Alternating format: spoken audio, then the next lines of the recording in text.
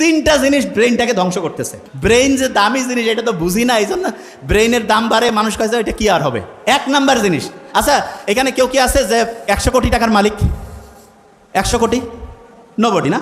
আচ্ছা, ব্রেইনের দাম এখনকার হিসাবে মিনিমাম 30,000 কোটি টাকা। কোনো সার্ভিস চার্জ আছে? যে আল্লাহ যদি কইতো যে ঠিক আছে 1% করে টাকা দাও, ফকির হয়ে যাওয়া লাগবে না?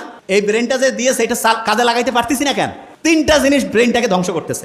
এক নম্বরে কি, প্রফেসর মুক্তার আহমেদ স্যার বলছে কিন্তু যে আমাদের ধৈর্য কম না? এই কি কম? তা উনি যেটা বলছে যে ধৈর্য কম, উনি তো বাংলায় বলছে, এই জন্য শুনে অত মজা লাগে নাই, মনে করছে এটা ফির কি সমস্যা। আপনি যদি আর্টিকেল পড়েন, আর্টিকেল মানে বিদেশি একেবারে কোটি কোটি ডলার খরচ করিয়া বিভিন্ন গবেষণা করে ওরা বাইর করছে, ওরা সেখানে বলছে কি জানেন, আপনার ব্রেইনের সবচেয়ে বড় সমস্যা হিসাবে তারা যেটা চিহ্নিত করছে সেটা তো ইংরেজিতে বলছে, কি নাম শুনেন? Attention deficit hyper activity disorder. ওরে বাবা, এত বড় রোগ! এইখানে যারা আছি হয়তো বা আল্লাহর মধ্যে এরা তো ইসলামী, এদের হয়তো বেশিরভাগ জনের ব্রেন ভালো আছে।